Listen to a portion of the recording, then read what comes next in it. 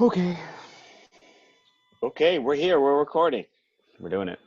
This is a podcast for the Kindo fans This is. and for us because it's fun. Mm-hmm. I wouldn't know that. I've never done this before. Have you ever done a podcast? Never. Never in my Yeah, entire life of I've my only done a. existence. Yeah, the only podcast I've done has been with Kindo here. Mm. Um, Ladies and gentlemen, this is Kendall Lance, and I am Jeffrey Jarvis, and this is a podcast. Well, that's Well, an introduction. I know. How you doing, man? What are you up to? Oh, I'm good, man. Just surfing the net as usual, trying to just be a business mogul every day of my Yeah, life. how's that? It's going good, man. I mean, you're a part of it. You get to see all the good stuff that we're working on every day, and every time I wake up, my brain is just on. Just like what can I do that will improve the band specifically, and yeah, just how to push things forward. Trying to always Hmm. do stuff and create, especially in this climate. It's difficult. We're limited by what we can do. So with what we're limited, it's like it actually is a little bit more. It's obviously more challenging, but also at the same time more.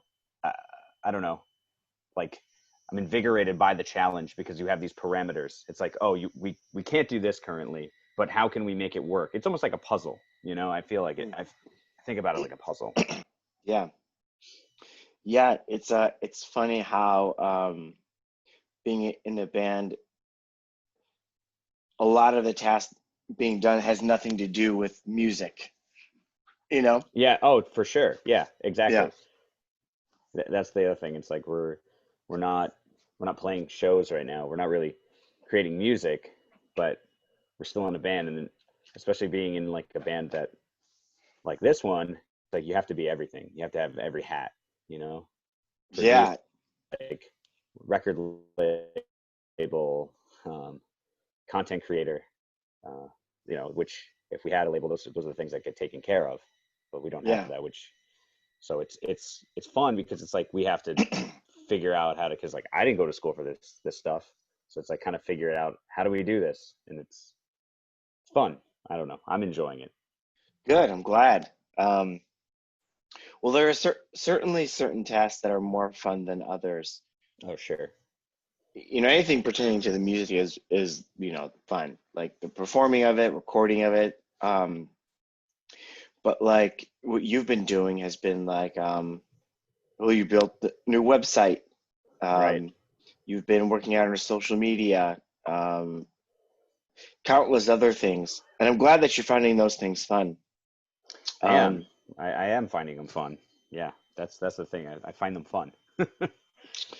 yeah, well, it's kind of like we're building this thing. Like we're Yeah, by doing these things, we're enabling ourselves to play music and get our music out there and be that's able the to do this. that's the ultimate goal, right? Is to just make it bigger, broaden it, get everybody to hear this Yeah. this great music. That's the What goal. what have you found to be the task that you don't like or is like the most difficult? Mm. Um, I don't I don't necessarily know that it's been. I think all the things it's like I don't know how to do. Hmm. Like Hmm. there's a lot of things that Rocco and Joey and you guys know how to do that I don't know how to do. And I feel like I'm like, okay, I'll let you guys do that. You know what I mean? Like um, all the kind of like record label kind of stuff, like industry stuff. I'm not familiar with that stuff at all because I'm just a musician. I'm just a drummer, like whatever. But like Rocco, he's just a wealth of knowledge because he's a literally everything. Like he's a jack of all trades. Like if you need him to do something, he knows everything. So those are the types of things that it's like I don't know how to do those type of things. And I don't necessarily, I don't think I've run into anything that's incredibly frustrating yet or, difficult. Um, yeah, I think communication is always the biggest thing that we can run into as difficult just because we're six different people all doing 6 different things at a given time, maybe in just getting everybody on the same page. And because we're not able to see each other and communicate as much as we used to, um, that probably is the most difficult thing now that I think about it. But as far as things to do, every challenge, it's like, oh, okay, I see something, I'm like, oh, I can, even if I don't really know that much about it, I just kind of like want to dive in and be like, let me learn it, and figure it out. Right. That's how you got good at the drums. That curiosity and learning, because there's certain tasks that you have to do with playing your instrument, Right. and especially the way you play it, where just like, man, I really love this song or the way that this dude plays. How do I play it? Hmm. Well, I'm gonna dive in. I mean, you at least have a little knowledge of how to play the drums to do that stuff, but it's that curiosity, um, to just figure it out that, uh, yeah, I'm relating to you because that's how I was how I am. But when I first started playing, I was obsessed. It wasn't like Right. I was trying to get better. There was no other motive other than I can't put this thing down, Right. and I want to figure it out. Yeah, that's exactly it. Like, I feel fortunate to have the ability to sit in front of my instrument almost every single day of the week, literally every, whether I'm teaching, you know, people or kids how to play, um, or learning new material, or doing like, playing with you guys, and whatever it is, I figure out, or doing recordings now too. You know what I mean? Like, it doesn't matter. Every single day, it's like I have a reason to sit behind the drum set. My instrument, which is a blessing. Not everybody can say they can do that. You know. Yeah, um, including myself. I don't have, other than wanting to do it, um, which is especially at this point in life, right? It's like a different thing. I of course want to play my instrument every day and as much as I can, but we're adults and we have to make money and we support ourselves and we have no gigs. So I used to Hmm. be able to do that with playing gigs, a lot more gigs, and there are no gigs, and there's kind of nothing I'm preparing for other Right. than, yeah, other than the Kindo videos that we do every month. So Right. it's turned something a bit more task oriented and even creative, because I think, yeah, up until this point, except for Taxman, we just playing something I already wrote, you know, and the skill that I have to do now is like, okay, I have to figure out, get better at recording and doing, recording the Mm. video and sending it Hmm. exactly the way that I meet needs for it, and that's a whole nother set of things. Yeah, that has been another one of those things that, um, building this studio that I was able to do during quarantine has led us to be able to do these things, and having to learn those traits and skills. It's been pretty, that's challenging. That can definitely be Yep. frustrating. That is incredibly frustrating, because if you have had no experience with that at all, you're just like, oh God, there's like a million programs, a million things that can go wrong, like steep learning curves. Um, but That's a good phrase, a steep learning curve. yeah, Yeah. I will say though, for the videos that we've been doing, and for me in particular, I get to, um, go back and kind of play these tunes a little bit, not, I don't, a little bit differently, kind of put my spin on it, still keeping true to the written parts. But for me, like I said, get to put my spin on it a little bit. Um, even better off together, it's like we wrote that, but we wrote that months ago, like last year, you know what I mean? We wrote it Hmm. so long ago, and we, you know, are making, I don't want to give it away, but whatever. We did something with that. But I think we could, even this is going going to come back, out afterwards oh, anyway. oh, cool, cool. So yeah, so Yeah. the video for that, even that, it's like I'm going back and playing things a little bit differently, than I had for the record, Yeah. because it's like that was so then, and it's like, well, I have so many different ideas to put into that now. You know what I mean? Yeah. So for me, it's like I'm always constantly sort of how can I play it a little bit differently? Or maybe I didn't get it right the first time, and maybe I played a little bit different and see if this works. Or I'll tell a little story. Like when I was recording for that video, I put some like crazy double bass pattern in the bridge of Better Off Together, and I recorded it and I listened back to it, and I was just like, this does not work. This is not right at all. This is no. So that made it into the bridge, or it didn't? It did not. It did Okay. not. That is for the video. It did not make it into the bridge. So I was like, because it just sounded like a heavy metal song, and I was like, that's just not gonna work. You know what I mean? Oh, you know what? I remember that actually. I was I don't. You never heard it. You didn't hear it. wait, are you talking about the video that we did for Better Off Together, like the playthrough? The quarantine video. Y- Oh, you went back and recorded again. Yeah, so what we did, right? Oh, I see. Yeah, Joey sent me the drumless version, and I just like retracked the drums for the quarantine videos. And in the bridge, I had been working on this sort of like 6/8 Bembe feel, like That's Afro-Cuban, what I remember, yeah. and like yeah, that is in the song. The 6/8 feel is in the song, but the Afro-Cuban. But I was able to like put some what they call hurtas underneath it, and it just sounds very, it sounds freaking cool, but it's not always the right musical choice. Just because you can do something doesn't mean you should do something. You know what I mean? Right, but it's like fun to try. Like, Oh, what if it, absolutely.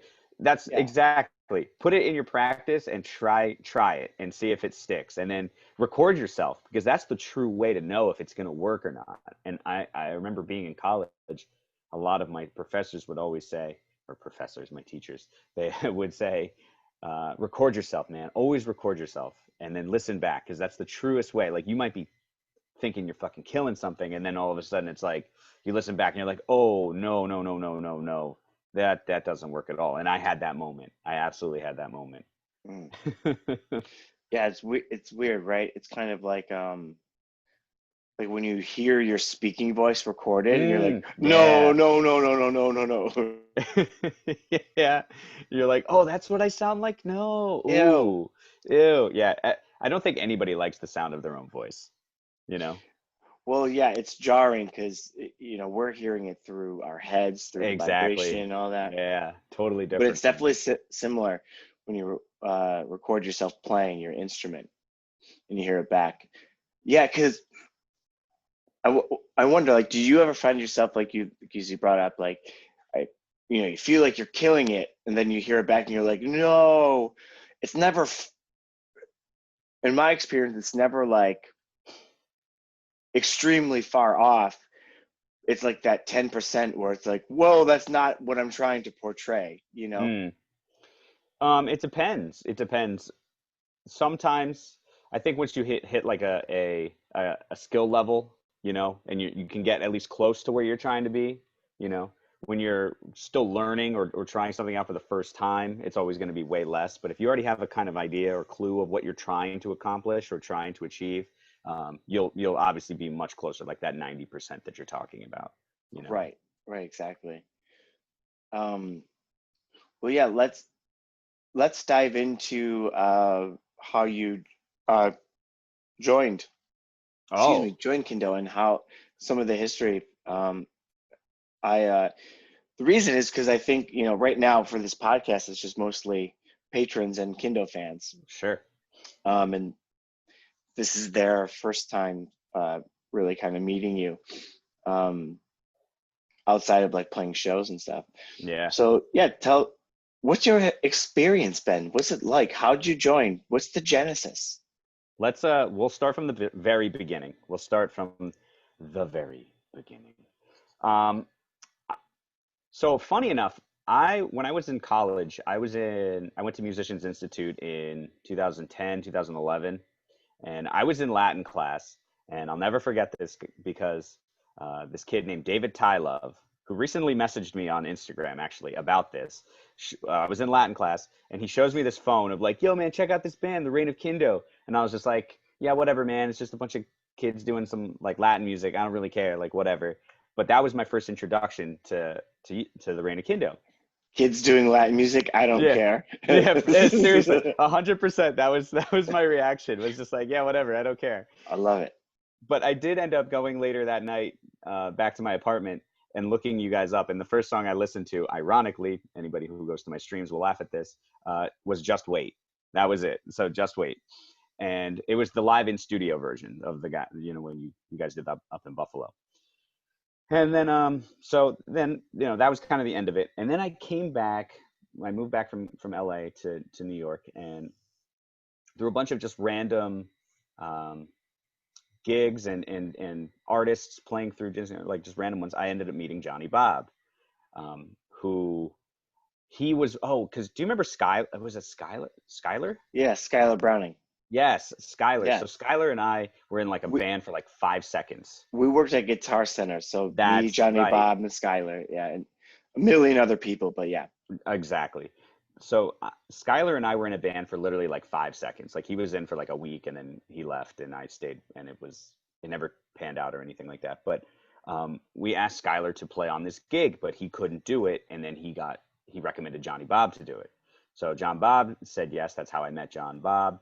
And then we'd been playing in a bunch of other random little things. And Johnny's like, hey, do you want to, make a band? And I have the bass player from the Reign of Kindo. Enters Jeff Jarvis. me. So, yeah, then we just started jamming, and that's sort of how my introduction to, the Reign of Kindo sort of. I never actually met any of the other members ever until it was just always you. For like, Years.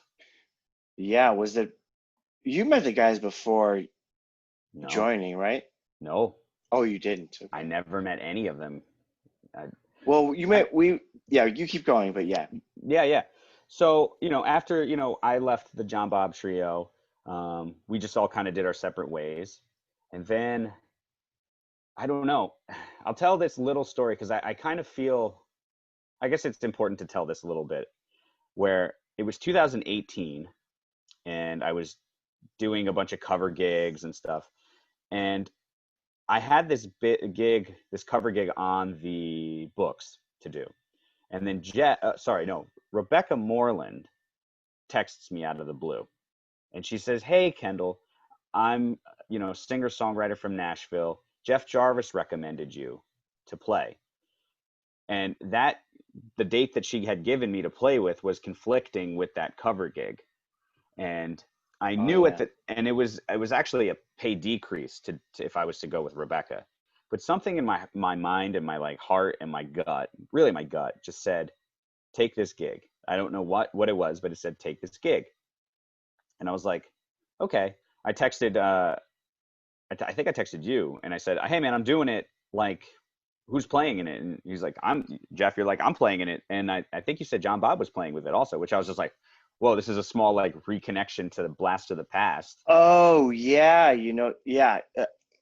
Yeah, I originally it was like getting the trio back together. Yeah, almost Yeah. with a singer, with a Yeah, because Rebecca had been she was new to New York and didn't know anybody. Um exactly. and I was like, well, I know lots of people. And then I was like, man, we should I should just get the trio back together. How fun would that be? Because like not only would it be fun to hang out with you guys, like we play together so much as a So trio much. that right away it's gonna sound real fun. Right. Right. So I took that gig and it went really well, and that was actually the how I ended up sort of meeting um, Joey, Hmm. because Joey ends up getting the gig or taking the guitar lead Because that's like position. when Johnny was like moving away, right? Yeah, yeah. That whole Johnny thing. And was, he had broken his arm. he's That had was like, broken his yeah. arm, and yeah, that whole thing. And so yeah, exactly. So Johnny was, transitioning out of New York and where he ended up. And then enters Joey. Although the first time I met Joey was actually I showed up at Battalion and you guys had just all three, like Johnny was there because I think I was texting Johnny saying, hey, I'm stopping by. You were there, unbeknownst to me, and Joey was there, also unbeknownst to me. I was there to actually have an interview with Greg of maybe doing one of the like a teaching thing there. Oh yeah, yeah, it's cool. So that's the first time I met Joey. And you guys had just gotten all your albums for Happy However After, the vinyl. You guys were like loading it in. I remember this. Yes, that's Yeah. right. So anyway, so then obviously we had a bunch of gigs for Rebecca. You know, we played I don't even know, like 20 or more. Yeah, I don't even know. It was a lot. Yeah. We were gigging quite a bit. And then towards I guess the whole point of me taking this gig is like it kind of rekindled our friendship. Like we hadn't really been talking, and it entered another friendship between Joey and I, which was really cool. And Rodney came back in the fold too, because there was a couple gigs that I couldn't do for Rebecca Yeah. because my dad had a liver transplant surgery. So I had Rodney come in and fill in for me. So that kind of rekindled our friendship because I hadn't seen Rodney in forever as well.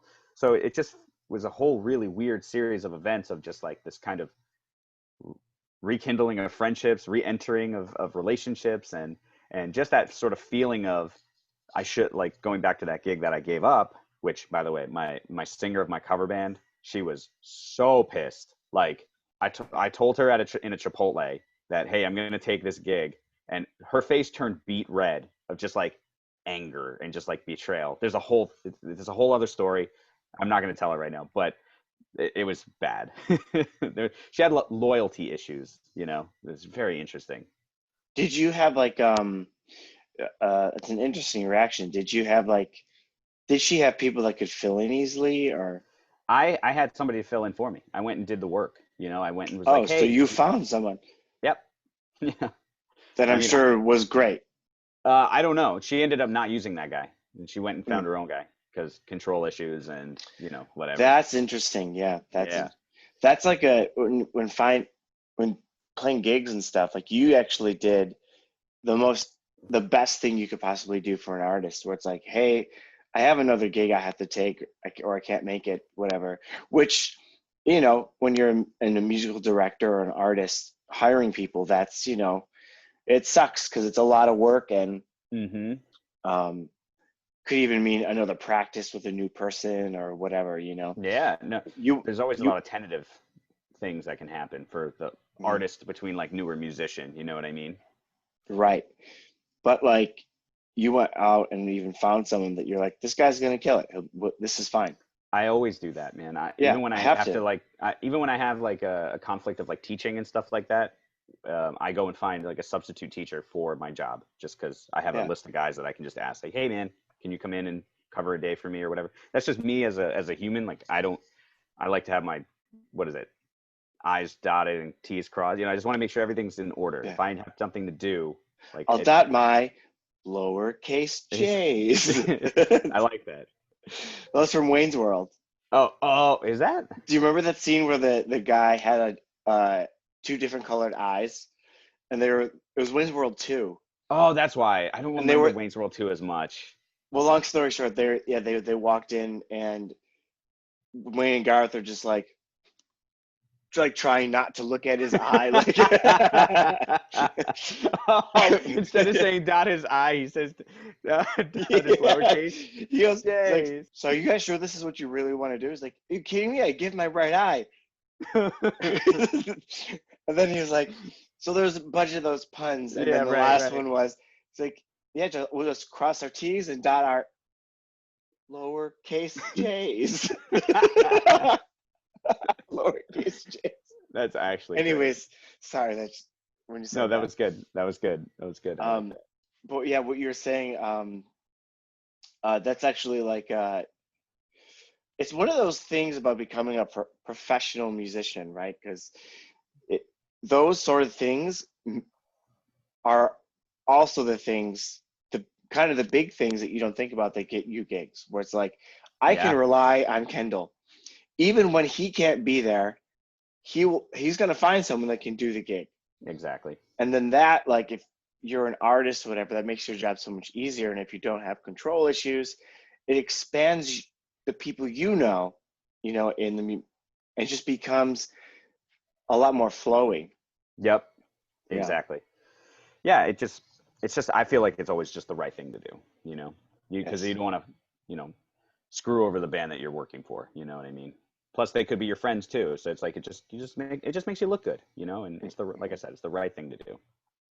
So, but anyway, so I guess we get to the part where I get I get to the audition of Kindo, and you and I, Jeffrey Jarvis on the bass, we were doing some Skype lessons for some like rhythm lessons and stuff because Kindo has a lot of obviously complex rhythms and stuff like that, and it's always great to kind of know what it is that's going on in these crazy freaking songs. You know what I mean?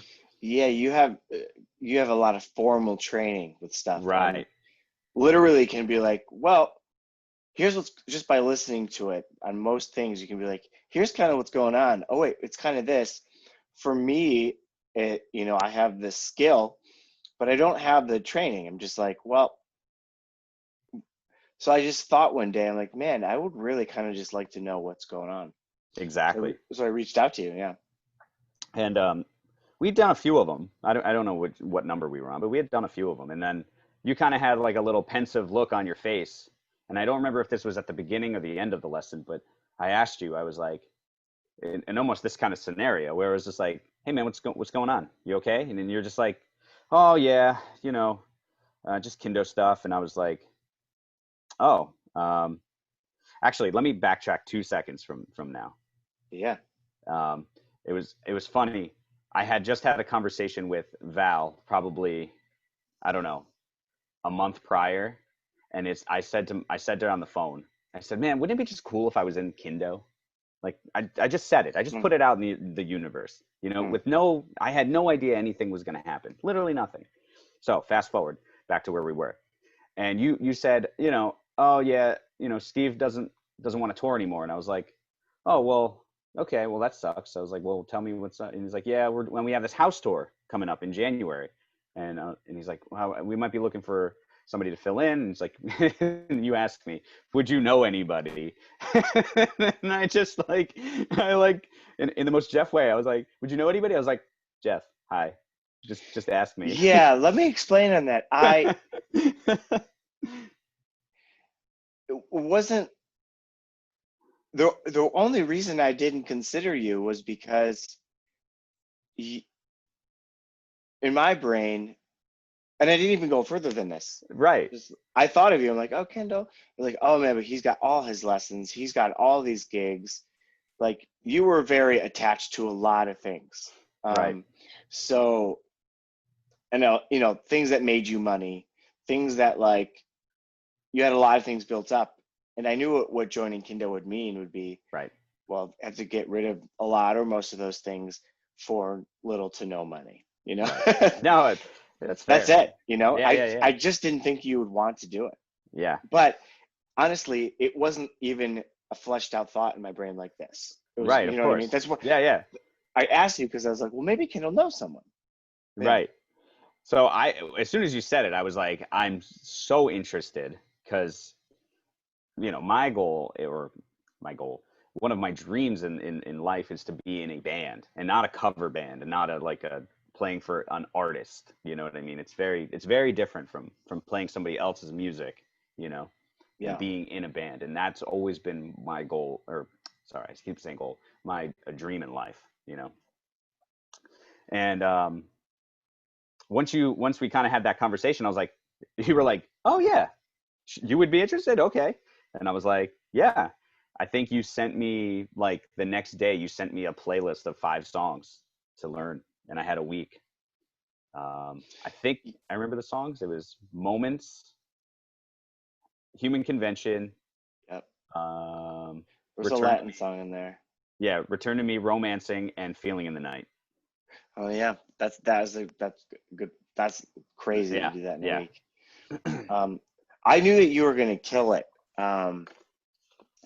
I had found a girl on Craigslist. Like we kind of didn't. So the thing is, like, talking to Kindo fans now, like, it kind of sounds like, man, anyone would want to join a band like this. We've been around for 14 years, 5 records, and have some fans. And but here in New York, it's much different. Like, there's a lot of so many people have gigs, Mm-hmm. and their gigs pay, and they've been doing it a long time. They're attached, and Kindo obviously is, Kendall knows, like, doesn't pay as much, we'll say. Like it doesn't come, like Yeah. it it takes a lot of sacrifice, because Right. we're going to go on, a month and a half long tour, something like that, Right. which, like, if you have a regular gig, like Amit has a couple regular gigs, when there were gigs that paid him like $400 or $500 Right. for They paid him a lot. one gig. Yeah. Yeah. A And gig. that's a gig. And that's like, you can't compete with that, No, you know? you can't. So there's a lot of sacrifice involved, and you have to find the right person. And honestly, someone who can play as well as you do, and obviously Steve and his parts, requires a level of skill that is way too expensive than we can afford, in a sense. Sure. What essentially we're trading is um, in an investment in the future of the band, which it's Right. a risk. Absolutely. But that's what being in a band is, yeah. Yeah. Um, absolutely. I to me it was never I never thought about it like that. Like maybe I did on some level. I thought about the money and stuff like that, but I didn't at the same time. It wasn't like You'll figure I it don't out. know. Yeah, I just was like, no, I need to do this. Like everything in my heart of heart and my gut told me to just do this, you know. When the opportunity presented itself, I told myself I wasn't gonna let this go. You know what I mean? Mm. Um, I guess I'll talk a little bit about the audition process because that was fun. Yeah, well, I want you to talk about that. Real To back up about, like, Yeah, yeah. when then I presented it to the guys and to Joey, Mm, um, about um, about having you do it.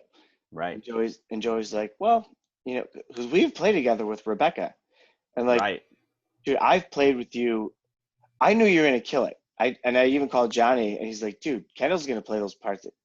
He's gonna Honestly, he's gonna be probably the best candidate. I'm like, yeah, I know. Joey didn't know this, because with on this particular gig that we were playing, Yeah, yeah. It's so different. that doesn't require anything that you're capable of, Yep. It's super except chill. keeping really good time. That's You know. it. Yep. It's not Also, flashy. yeah, we're playing at Red Lion and some of these other gigs where, like, it sucks to be a drummer those gigs, but we're playing the slot where it's like, don't play too There's loud. nobody. Yeah, exactly. No, exactly. Like, Yeah. you're playing at what, 40% or 50, 60% of what you would. Oh yeah. So you're really, the whole gig, you're not playing really. You're just, Yep. Oh, definitely. it's, yeah. Um, and their cover songs and interpretations of cover songs. Yeah, that's fair too. So So true. there's a lot at play, because it's like we're all trying to figure out how to make this thing work, this tune work. Songs that, honestly, I've never heard some of them, and we're playing for an artist that wants things a specific way. So there's a lot of things. Oh yeah, definitely. Um, so Joey never really heard you play, even though he's played how many, a dozen at least, whatever gigs. At least a dozen gigs, if not Yeah, more. Yeah, we played a lot. which is more than enough at that point, you would Yep. think, to know.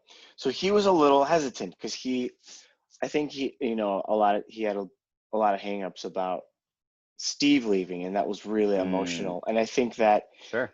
he especially it was actually very hard for him to actually try anybody out, I think. So Yeah. then I recommended you, and it's like, yeah, well, maybe, like, I'm not sure. I'm like, listen, dude, we're doing tryouts, right? Let's just do a tryout. And I told him, I was like, dude, I'm telling you, this guy, he's incredible. You've never heard him play. He's like, really? I'm like, yeah. He's like, okay, well, throw him in the mix. Well, I'd like to try out some other people. Like, yeah, fair enough. Um, so that was the backstory, uh, before you came in. Right. Uh, Johnny was there in the tryout, right? Yeah, it was Rotten yeah, it was Records, yeah. Johnny. Yep. in And Rockledge. so was Rocco. Rocco was Yeah. there also. So then enter in your story. But me and Johnny 100% knew like this is going to go really well. We know what you're Right. capable of doing. Well, yeah, exactly. Because I mean, how many gigs had we played with the John Bob Trio? You know, like you guys saw me. Like shit, we wrote an album together. You know, Yeah. it's like, Hmm. and honestly, just to talk about that a little bit. That first album we did with Johnny, like, that's fire. Like It's great. It's really I good. sometimes listen to it. I'm like, wow, we wrote this. Like, there's some really good parts on this. You know? Yeah, dude, you did some great stuff. Yeah, Dude, I listened to some of my bass parts and I'm like, what the heck, man? There's just something special going on, I think. that was We're some. just That's why it was really fun. It yeah. was really fun at that time. So anyway, yeah, it was funny. I practiced, like I had a week for these with these songs, right? And the first song I even listened to and was gonna try to learn was Human Convention. And I was like, as soon as the first time I listened to it, I'm sitting behind my drums and I'm like, okay, let's dive into this. I listened to, and as soon as it goes, I was like, shit. Like, Oh yeah, yeah. because I mean that's probably one of your top five hardest songs to play, just with all the Yeah. craziness, you know. Oh, you know what? And that's what you had like a week. The reason is I never thought of you and we were talking and I think we already had tryouts set up that Right. day. No, So, that was fine. It was so I was like, hey, I know this is short notice, but yeah, that is all coming back. yeah, yeah. So you sent me that playlist on Spotify, and yeah, I just started working away at it, and yeah. So I get to and I practiced literally every moment that I had. You know, like during my lessons and stuff, I was teaching almost every day. Um, oh, I don't think I had just gotten the um, teaching gig that I have now, and like I was in between lessons, I was just practicing every moment. In fact, I even rented time at Battalion the day Ooh, of yeah. the rehearsal, or sorry, the audition, and just to make sure, I was like, I just can't. I don't want to fuck up. Like I just don't. You know, I want this to be as best as it can be. And so anyway, yeah, I think it obviously it went pretty well. You know, and Yeah. So like, um, I'm more interested in your experience of this whole thing. But this, I remember happening. You came in. There was another girl that came in mm, before you, and she was hmm really good. But it was kind of awkward and a little. I don't think she had enough time to prepare. right, Um, she was good though, and we jammed. Um, but it wasn't right. And I say awkward because I think that what I mean by that was after the middle of the first tune, I kind of knew it was just like, oh shoot, this isn't right. mm, But like sometimes you get those that happens, right? And then you just keep going and maybe something will happen. right, But it wasn't right. So I'm like, okay, great. So at that point, we didn't have anybody else. So like I remember being like, yo, I know Kendall's gonna kill this, but I'm like, Kendall, like we need this, because yeah, I didn't also too, it's my word, and like I knew what if like all the what ifs, like, yeah, he's capable, but what if not? I don't know. Um, and Joey was doubting a lot of everything and that had only anything to do with him. right, So yeah, we tried out that other person, and while that other person was there, you were rehearsing in another room. yep. That's right. And like I remember you couldn't wait to get in. It was like you're like, I want this. Like you were just so upfront. I'm like, that's Oh the kind of yeah. attitude, like I Did I remember when say that? I don't even remember saying that. it wasn't like, you know what, man, I don't think you said it in those words, but like I might have. It you sounds like something I would say, to be honest. it would. I don't think that I think you're a bit more like you didn't know us very well. No. You're trying to, it was an interview, you're trying to impress. You knew me, And Johnny, that was it. and Johnny. But I think I remember your attitude was like you could tell you wanted it, and not Mhm. just like desperate. You're like, this is I really want this, and Yeah. I'm gonna get it. and that I remember appreciating that attitude.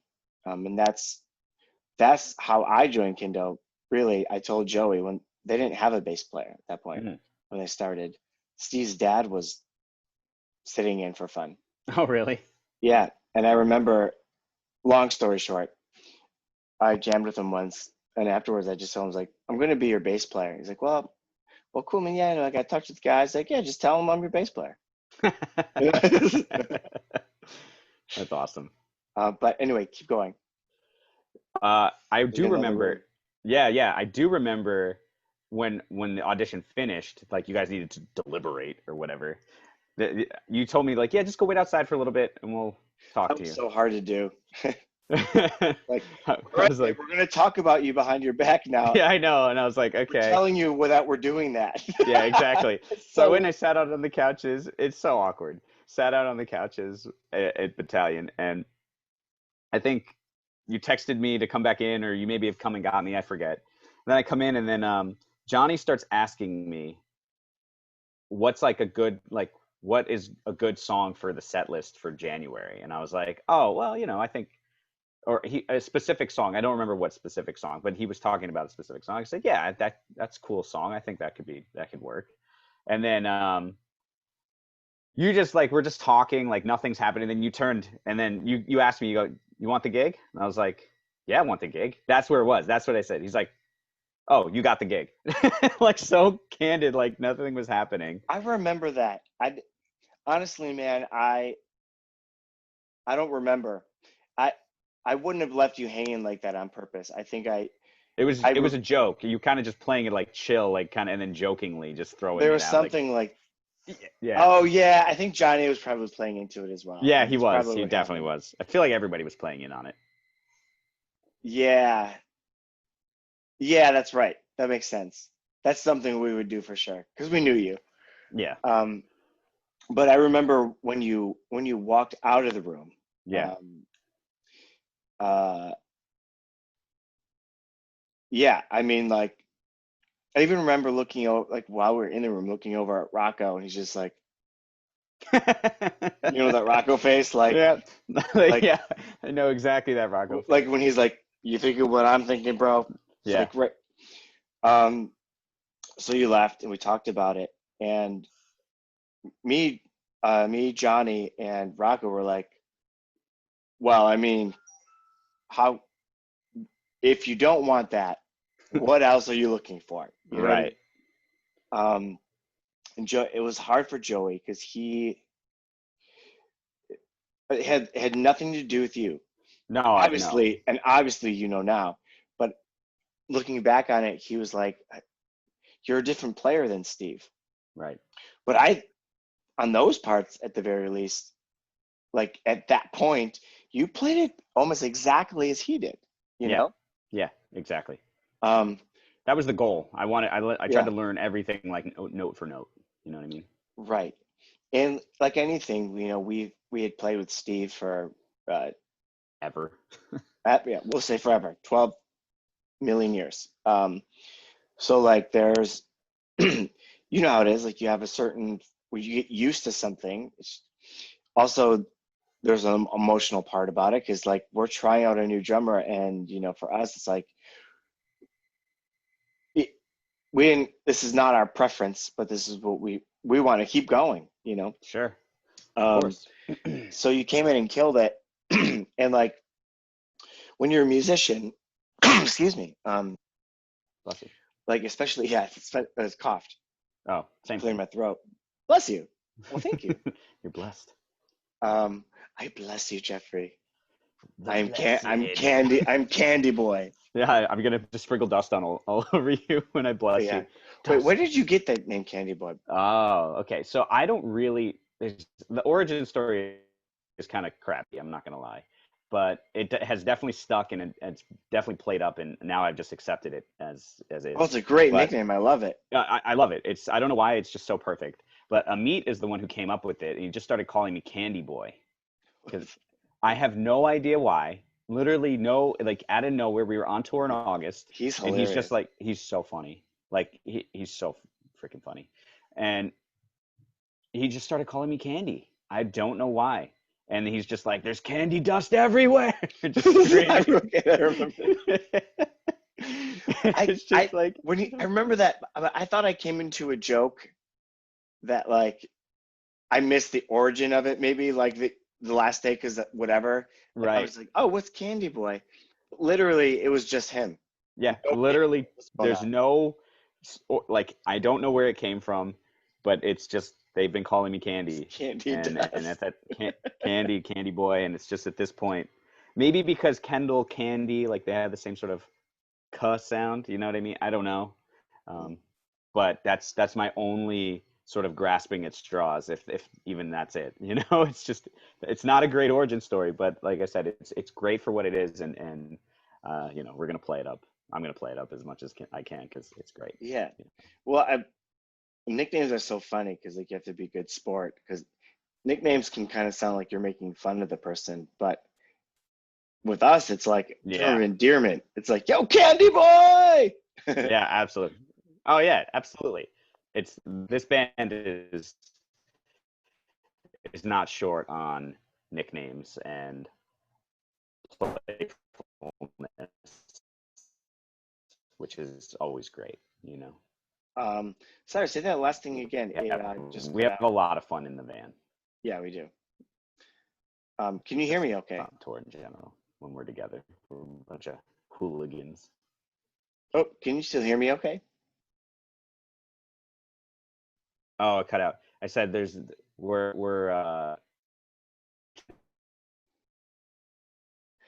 Hold on one sec. the freaking internet is dying. There we go. Are you back? I'm back. Can you hear me? I can hear you. I can't see you. Should take a Now I second. can. There we go. I can see you. Yay. Yeah, we got it. So Okay. I don't know why this happened, but my internet changed over to the downstairs internet, which is not close. Oh, okay. Gotcha. Yeah. I said that we have there's no shortage of nicknames in for this band, and a lot of playfulness happens while Yeah. we're on tour. We always have a great time. Well, it's That's just what crazy. that's It's craziness. We're Yeah, it's trapped crazy. in a van We're a bunch of hooligans as well, is what I or said. hooligans. Yeah, hooligans is a good word. Um, so yeah, back to when you're out of the room, they're talking to Joey, Mm, and the rest of us were like, I mean, that was great. And he's like, you know, because you and Steve are two different drummers, definitely. but so is any other drummer from another drummer at on a certain level. Like even though you can play somebody's parts, it doesn't mean you played it the same way and with the same feel that somebody did. Right. That's true. And, you know, because like you were talking about earlier, um, you put your own spin on things. Hmm. Um, and I think what that is, it's more like putting your own spin on things is like you're playing like you, Yeah. you know? Yeah, exactly. Um, so on a certain level, even if you can play the parts, it's almost like you're doing a Steve impression or an impression of another, you know what I mean? Yeah, no, it's true. It's you're Um, trying to emulate or kind of copy somebody, to your yeah, best ability. And I will say I did that more early on, obviously, and which is, it only makes sense to do it that way because it's like new person in a band, it's like the fans want to hear the songs a certain way, you know what I mean? They're so used to hearing it this way. Before I'm comfortable enough to like start to take these songs and kind of put the real Kendall twist on it, which now I feel like I'm fully immersed in doing in that, still keeping the integrity of the song, the grooves are still the same. It still feels pretty close to the same, and you know, but anytime, sometimes when you can kind of put your voice in, it's like, then you do that, you know what I mean? yeah, it's kind of like we're all experimental, and Exactly. it took you a bit, obviously, to learn our personalities and how we do things, but like Sure. we change things up, even with Steve, with everybody else, like things morph and we get creative and fun, and um, we pick and choose the parts that are important, that like, like the beginning to hold out, right? Like Yeah. it's like a it's like a melody on the drums, it's Yeah. like It's to a put you it's a composed part, exactly, yeah. it's a written part. Like you can't change it. And that's yeah, I personally would never change it, you know what I mean? I tried to learn it note for Right. note. And you And did, and it was I did great. learn it for note for note. I didn't Um, try, I did it. yeah, and it's like that's it's a composed part, and like people will come and they come drumming that part at the show. I think a good example of this is like Neil Peart's drumming for Rush. Imagine anybody else playing Tom Sawyer differently. Yeah, No, no, you just can't. It's just impossible. You cannot do it. If you did it, go away. Like, go home. yeah. Unless you'd have like a reinterpretation of the song entirely, which that's one thing. But if you're going to try to get up there and play With Tom Rush, Sawyer, yeah, you got yeah, to play with it. Rush, you got to play it exactly the same way. Like, there's Yeah, no other way because that's why he's got 10,000 guys air drumming all the parts because they know it note for note. It's so iconic. You know, yeah, and those yeah. are the It's parts funny that's how. like you keep the iconic parts, right? Yep. Yeah. Um, but yeah, you when you came in, what we were talking about was basically like convincing Joe that like let's move forward with this because number Mm, one, you killed it. Number two, we need a drummer ASAP because we need to rehearse for this tour coming up in, I think we had right. like 2 months at that point or something, right? We had a month, about a little more than a month. Right. And it was Christmas season, It um, was. Christmas, Thanksgiving season. But anyways, it was enough time, but also not enough time. And we were like, are we really going to go try out more people? Like, he killed it. What more do you want? We're doing a house tour. Like, let's do this tour.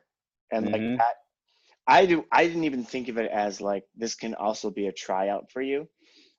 I was like, I was convinced, but like telling Joey was like, dude, let's do these 10 dates, see how it goes. He's 1,000,000% going to kill it on these. And he's like, oh, okay. And then like, the rest is history. And then obviously he loves your playing. Oh yeah. Uh, we've had numerous conversations about this kind of thing, of the reservations of trying out somebody new and being used to something for so long and then having to change. And we've had numerous conversations because Joey is, very introspective and very able Yeah. to communicate his feelings in a great way, and very clear way, I should say too. So yeah, you know, I feel fortunate to be here. I love you guys. You're my best friends at this point, and we're. I'm just excited for what's coming forward for us. It's like this new single is kind of like the first stamp of the new, I guess, era. I don't know what. There's a bunch of different words you could use, but the new, just new in general. So yeah, that's why I want to put every ounce of energy I have into this. That's Yeah. just that's my goal. Yeah. Um, yeah, same. I mean, I've been like that for since the beginning, and I'm glad Yeah. it's so that's another thing about um being in a band and like, we've had members in and out. It's always worked out, but like it's the sacrifice and to find not only a person that can play the parts and not pay them what they're worth, then to find someone that's invested, and gets the other part about being in a band and what being on the road is. And, Yeah. that I remember that was at first a little difficult for you, right? Definitely. Yeah. You know, That was my first tour ever, was in January. Very first, or 2019, that house tour. And that was very, very, very difficult at first, just because I didn't know you guys. So it's like I'm getting into a dynamic where it's like I don't really know how this works or whatever. I've never lived out of a van before and out of, hotels and stuff like that. And just the pressure of having to play these songs a certain way that have, it's just filling in some shoes, you know what I mean, and big shoes. Yeah. I'll tell the story of our. Should I tell the story of our first gig? Should I tell the story? Yeah, of course. Okay. So the first place we played was this little like kind of like a playhouse almost in some ho downtown A Pennsylvania. playhouse, like a theater. Yeah, like a I'm, theater I'm playhouse. I thinking should have. like I'm thinking playhouse like Pee Wee's Playhouse. No, no, no, no. Like exactly. Yeah, like a theater playhouse. It was like a In community theater. It was yeah, big. computer. Yeah, yeah, huge Almost room. looked almost looked like it could have been like a church youth group Could have been definitely gym or something. Yeah. something like that, or It like was Boy cool. Scouts or Cub Scouts or something like Yeah, that. Just exactly. like that kind of hall kind of feel.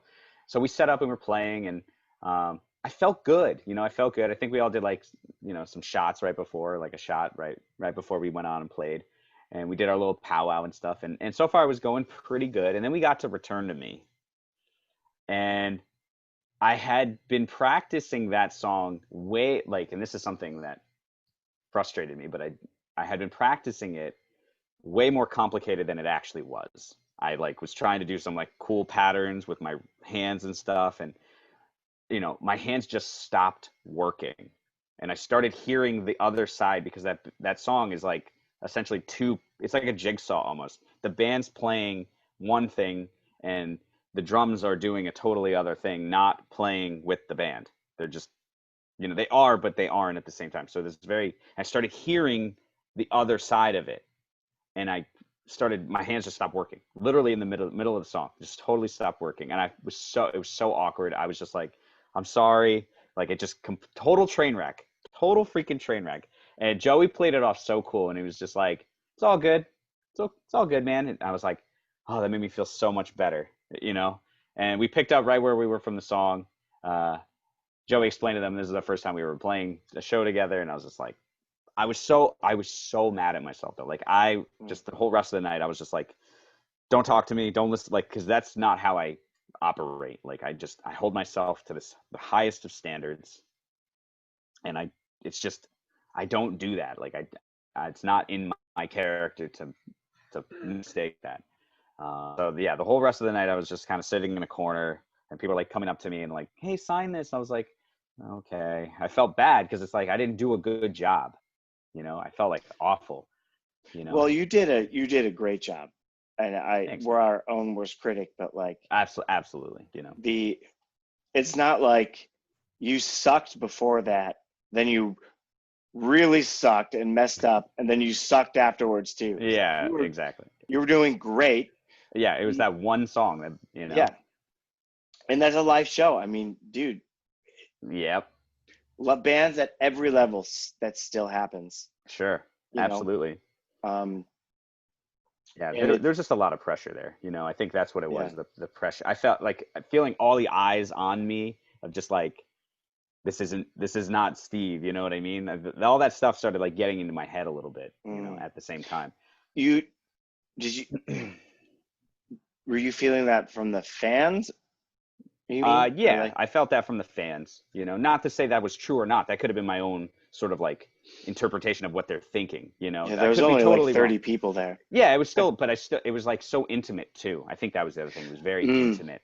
If we were playing for like a bigger crowd, I don't think it would have been actually as bad. I think it's because it was so small and so intimate that these people are there to have their own like personal concert by us. Yeah, that makes sense. Like we are the experience. We're giving them that. Exactly. There are no lights or smog or smoke machines or whatever. No, it was just Yeah, this is as raw as you could get with Kindo. yeah. Also too. There's you and that sort of stuff. We were shaky as a band without you being in the picture because Mm, you know how we rehearse, like we yeah. prepare for a tour, right? Yeah. Which Three whenever days. yeah, Right before we leave.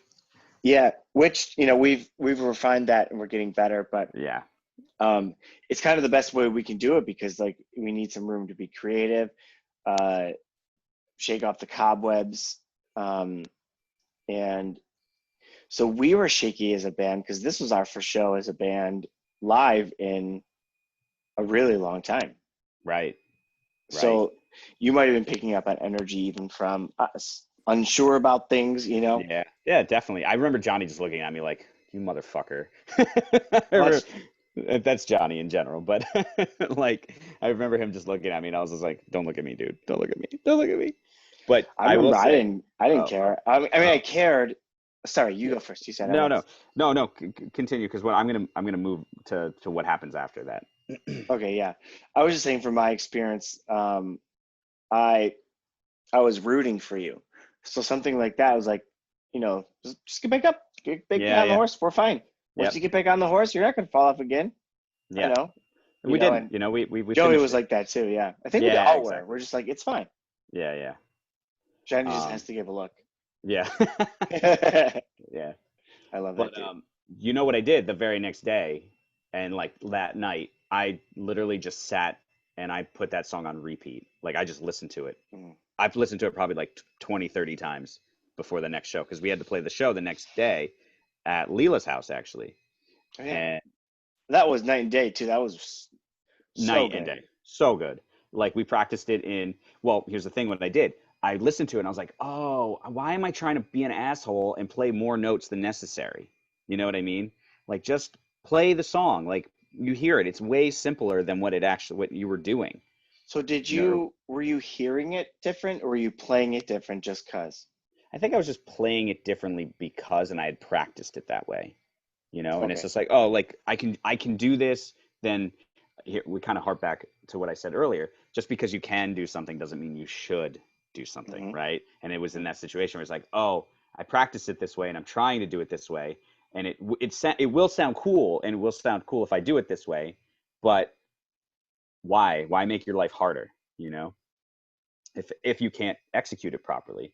Right. So, when we practiced it in rehearsal, return to me, and I was like, or sound check rather. We were sound checking at Leela's in her living room, and I was like, we have to run Return to Me. Like we just have to. Like I'm not going to let this happen again. So let's. And we played it. We played it fine. It was flawless. It was great. Everything. It went perfectly. You know what I mean?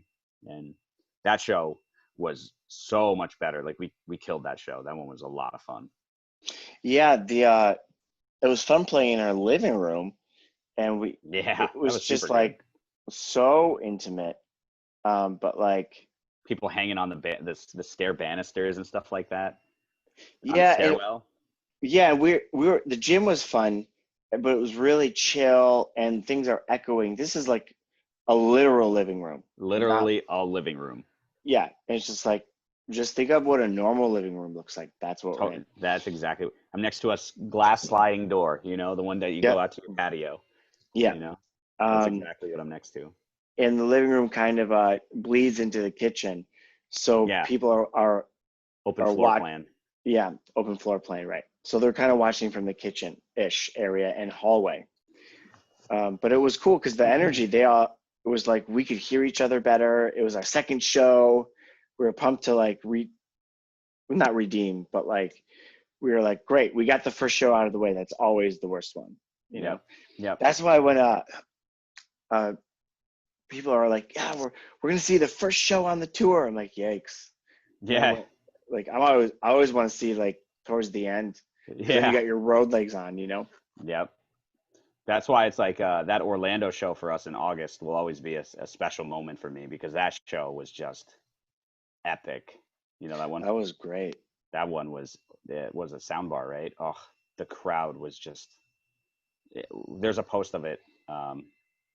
Our friend, because Mish was there, and she took a Oh nice yeah, little video of us. I think we were playing Hero Saint, and the whole crowd was just like, you know what I mean, singing every word. Candy Boy. Yeah, right. No, it was. She caught just like a perfect moment of that, like with the stop in that song, and it's just, oh, it's so good, magical moments. That's Those so are the fun. moments you live for while you're playing with a band. Those right there. Yeah, that's the payoff. Amit's jumping off my fucking bass drum. Like He went insane. That was so it funny. was so good. Um, well, great, man. Kind of wrapping up here. We're Beautiful. here for about an hour. Um, Awesome. I yeah, it was great. This was great. Great talking to you. I'm glad we had a chance to have you speak.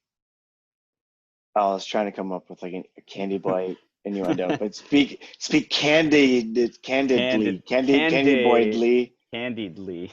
candidly, yeah. Um, but I think it was really good and really really fun.